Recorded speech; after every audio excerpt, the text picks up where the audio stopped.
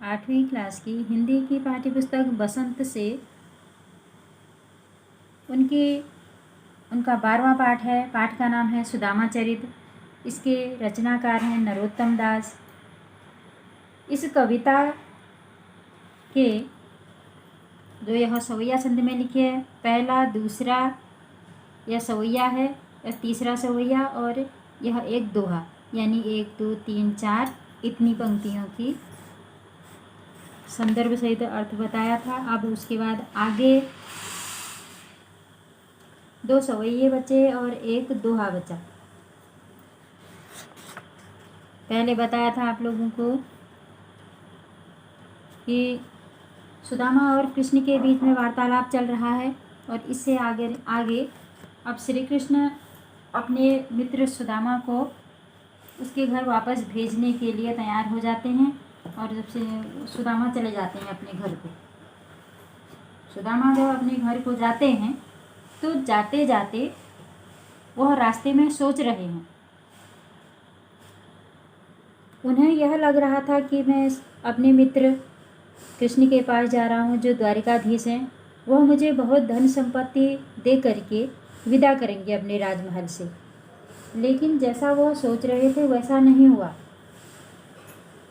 अब वह रास्ते में सोच रहे हैं, वह पुल कनि वह उठ मिलानी, वह आदर की बात, वह पठावनी गोपाल की कछु न जानी जात। कह रहे हैं श्री कृष्ण के पास पहुंचने पर वह प्रसन्नता, यानी प्रसन्नता का प्रदर्शन करना, पुलकनी माने प्रसन्नता,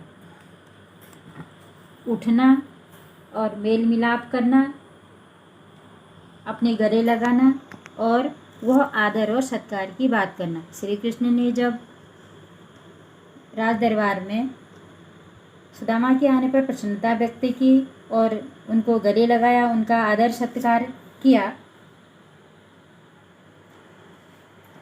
लेकिन मेरी गरीबी को देखकर उन्होंने मुझे खाली हाथ भेज दिया। यह बात मेरी समझ में नहीं आई। मन ही मन वह सोच रहे हैं, घर घर कर ओढ़त फिरे तनक दही के काज, कहाँ भयो जो अब भयो हरि को राज समाज।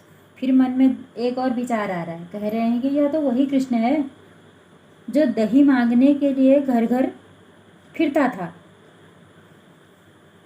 बचपन की बात याद आ रही है। लोगों के आगे हाथ फैलाता था कि मुझे दही दे दो, दही दे दो। आज उसका राजपाट हो गया, या उसका जो समाज है वह राजनीतिक हो गया, तो भला क्या हो गया? ऐसी कोई बात नहीं हुई। हऊ आवत ना ही हुतऊ वाही पठियो ठेल, अब कही हो समुझाई के बहुधन धरो सके। फिर मन में अगला विचार आ रहा है कि मैं तो यहाँ आने की सोच ही नहीं रहा था। वाही पठयो ठेल, वाही मैंने वही कौन? उनकी पत्नी। पठयो मैंने भेजा, ठेली मतलब जबरदस्ती। मन में जो विचार आ रहा है वह अगला यह है कि वही तो, उसी ने तो, मेरी पत्नी ने तो मुझे ज़बरदस्ती धकेल कर बार बार यहाँ भेजा, यानी बार बार यहाँ जाने का आग्रह किया। कहा कि तुम्हारा मित्र श्री कृष्ण है, अब तुम उसके पास जाओ, वह तुम्हारी कोई मदद करेंगे। लेकिन अब खाली हाथ जाकर कह दूंगा कि श्री कृष्ण ने तो बहुत सारा धन दे दिया मुझे, लो अब इसको संभाल कर रख लो। ऐसा अपनी पत्नी को कहने के लिए एक व्यंग अपने मन ही मन में वह सोच रहे हैं। फिर आगे का सवैया है, वैसो ही राज समाज बने गजबाज घने मन संभ्रम छायो, कैदो परियो कहूँ मार्ग भूली के पैरी के मैं अब द्वारिका आयो। ऐसा मन में सोचते विचारते हुए सुदामा अपने घर पहुंच गए हैं, और अपने घर आकर के वह क्या देख रहे हैं, वह बहुत आश्चर्यचकित करने वाली बात है। उन्हें ऐसा लग रहा है वैसो ही माने वैसा ही राज और समाज बना है। जब वो अपने घर पहुंच गए हैं तो देख रहे हैं जैसा उन्होंने द्वारिका में देखा था, भगवान श्री कृष्ण की नगरी द्वारिका को देखा था, वैसा ही राज और समाज अब उनके घर अर्थात झोपड़ी के स्थान पर हो गया है। यह सब देख करके वह भ्रमित हो गए हैं। उनको ऐसा लग रहा है कि कहीं मैं रास्ता तो नहीं भूल गया, मार्ग मैंने रास्ता भूली, कहीं मैं रास्ता भूल के लौट करके दोबारा द्वारिका तो नहीं आ गया। क्यों? क्योंकि जिस प्रकार का राज वैभव द्वारिका में था उसी प्रकार का राज वैभव सुदामा ने अपनी झोपड़ी पर देखा। भौन बिलोक बे को मन लोचत सोचत ही सब गाँव मझायो, पूछत पांडे फिरे सब सौ पर झोपड़ी को कहूँ खोज न पायो। अब वह बहुत भ्रमित हैं कि मेरी तो एक छोटी सी झोपड़ी थी, ये मैं कहाँ आ गया। वो अपनी झोपड़ी को खोज नहीं पा रहे थे। सुदामा अपने पूरे गांव में जाकर देख रहे थे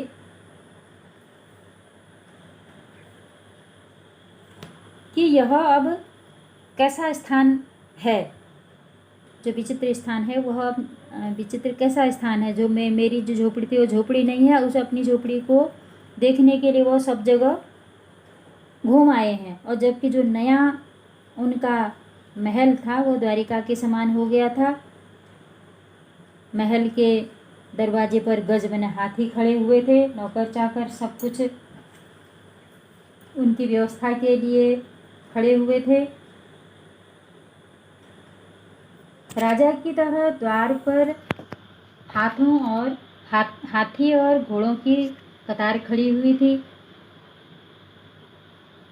वह अपने पुराने घर को यानी पुरानी झोपड़ी को ढूंढने के लिए गांव में तो गए ही गए, पूरे गांव में तो अपनी मझायु मने ढूंढने के लिए गए, अपनी झोपड़ी को ढूंढने के लिए गांव में तो गए ही गए, लेकिन साथ साथ में गांव वालों से पूछा कि भाई वह सुदामा का घर कहाँ है।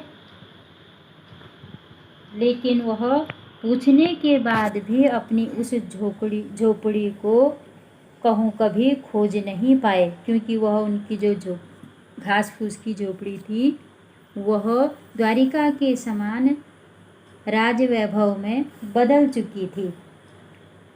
वह फिर सोचने लगे, क्या सोच रहे हैं, कै वह टूटी सी छानी हते कह कंचन के अवधाम सुहावत, कै पग में पनही न हती कह ले गज राजहूँ ठाड़े महावत, भूमि कठोर पे रात कटे अब कोमल सेज पे नींद न आवत, कै जुर तो नहीं कोदो सवा प्रभु के परतावते दाख न भावत।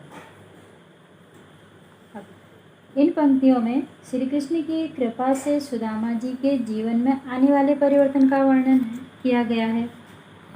प्रभु की कृपा से पूर्व सुदामा की दयनीय स्थिति थी कि टूटी फूटी झोपड़ी में वे रहा करते थे, किंतु प्रभु कृपा से अब उस झोपड़ी की जगह सोने का महल सुशोभित हो गया। जिनके पैरों में कभी चप्पल नहीं होते थे उनके पैरों में अब जूते होने लगे। उनके लिए महावत हाथी लेकर द्वार पर खड़े रहे। जिन्हें पहले कठोर भूमि पर नींद आ जाती थी अर्थात रात कट जाती थी, उन्हें अब कोमल सेज पर भी नींद नहीं आ रही है। कै जुर तो नहीं कोद सवा प्रभु के परतावते दाख न भावत।